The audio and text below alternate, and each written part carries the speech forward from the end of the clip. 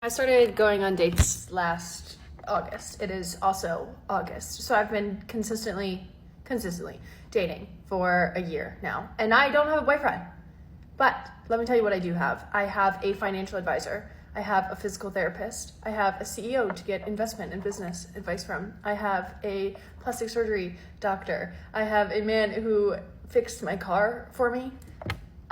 So while I don't have a boyfriend, I do have many other professions now in my back pocket. I have a man who knew I wanted a G7X. He's gonna watch this. He knew I wanted a G7X, and so he bought it. I paid him for it. I wouldn't do that, but I couldn't get it on the drops, and he got it for me. I don't have a boyfriend, but I do have a lot. So go on those dates, ladies. I thought the sisterhood might rise up in moral outrage, considering there's supposedly a shortage of men and an emotional inflation crisis. But nope, the comments are lit up like a celebratory bonfire for strategic male utility. Not only are they not condemning it, they're cheering it on. Take Janet, for example. Her comment saying, "We call that networking," racked up 21,000 likes. 21,000. That's not just agreement. That's a digital standing ovation. In another comment, one of the simps steps in, proudly typing, "Was about to be insulted that I wasn't mentioned in the list." Like this was the Forbes 40 under 40 of emotionally exploited men. She's out here turning dates into service providers, and you're hoping for a shout out like it's the Oscars. This man really thought being included in a list of guys she doesn't date but uses for services was some kind of honor. This right here is how civilizations crumble. Not with war, not with famine, but with simps in the comments section, proudly begging to be mentioned as one of the many men orbiting a woman who's turned her dating life into a VIP rewards program. He didn't just out himself, he celebrated being a background character in her personal sitcom. She threw him a bone with a soft little, "I wouldn't do you like that," and he caught it mid-air, tail wagging, like she just proposed. This is how far we've fallen. We've got grown men lining up to be emotional support staff, thinking it's noble to be useful, but never chosen. If a guy asks me my body count, I never speak to him again. If you're a person whose brain just went, "Oh, that's because she has a high body count," I want you to listen to this. When a man asks me my body count, it is for one purpose. I want to make a judgment about your character based on your body count. They will try to say things like, "Oh, well, I'll tell you my body count too," or "I just want to get to know you better," and like, "I promise I won't judge. I really have an open mind. It doesn't matter to me." So first of all, it's not the same thing for a man to tell you his body count and for you to tell yours to him. Because we all know that men's body count will never affect the way that people view him or his worth in society or to himself. Secondly, when he assures you that he doesn't care and it really doesn't matter to him, I can promise you he's lying from the fact alone that he asked you the question. A man who doesn't care about your body count won't ask you about it because it truly doesn't matter to him. And lastly, if he's telling you that this is a way for him to get to know you better,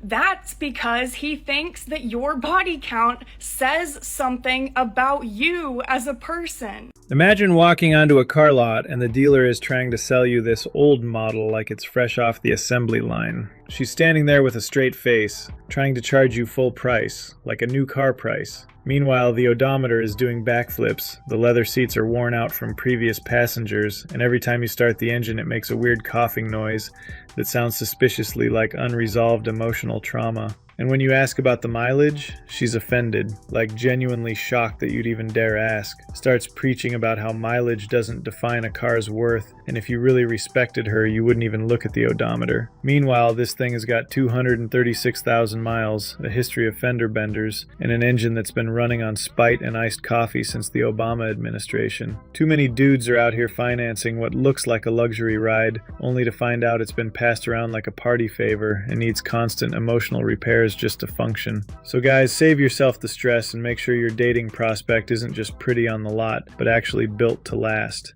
So today I woke up and was scrolling on Instagram and I saw that this girl that I know who's like a family friend, she just got engaged. And although I'm really happy for her, I can't help but feel kind of bad for myself because I think like a year and a half ago or 2 years ago, we were both like in the trenches and like having a really hard time dating. And so I kind of felt like this camaraderie between us a little bit, like this unspoken connection that we were both like suffering from dating. And then she found somebody off the Hinge and they quickly became very serious and now they're engaged and they're gonna get married. And I'm just out here single, having just gone through a breakup with somebody that I thought was my future. And I can't help but feel kind of bad about myself because like she made it out of the trenches, but I just never did. And I'm just like, Jesus Christ, like what's wrong with me? Like, why can't I just like find someone and be happy and have a partner? Maybe it's not on the cards for me, or maybe I need to exploit my stupid dating life on TikTok more so I can make a career out of it. Like, I don't know. Like, I feel like the only way for my stupid dating life to be worth it is for me to become like so rich off of it, just like how Taylor Swift basically created a career after writing songs about her horrible dating life. It has to be like that for it to be worth it for me. Otherwise, I'm just like, why am I going through these things? Like, how much more self-growth do I need to do? Like, how many more projects do I need to do? How much more therapy do I need to go to? How many more changes do I have to make to my life? It always starts the same way. Two single women bonding over failed situationships, drinking iced coffee like it's medicine, talking about how men are trash and healing is the new hobby. They call it solidarity, a sisterhood of shared disappointment. But then one of them finds a guy, gets cuffed off a dating app, and overnight the trenches turn into a one-person room. Suddenly the calls slow down, the deep talks fade, and the one left behind starts scrolling Instagram like it's a scoreboard. That's when it hits. Misery lost her +1. Now she's watching her former healing buddy throw engagement parties, post couple selfies, and talk about how love is worth the wait.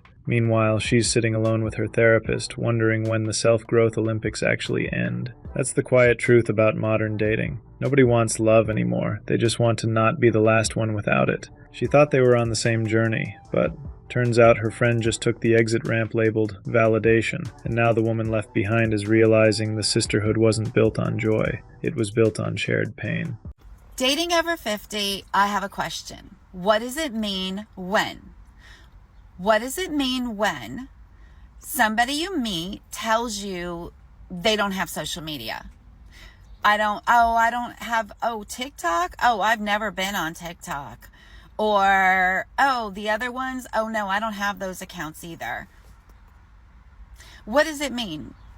Men and women, tell me your experiences when someone has told you this, someone new you've met, not through friends. I'm talking like just out in the wild.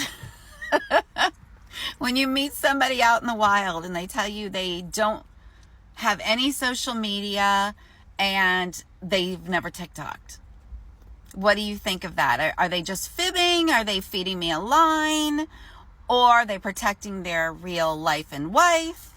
Or is it true that's, in my age group, are there people that literally don't have social media, don't go on social media, and don't TikTok? I mean, I can't imagine it, but tell me, y'all.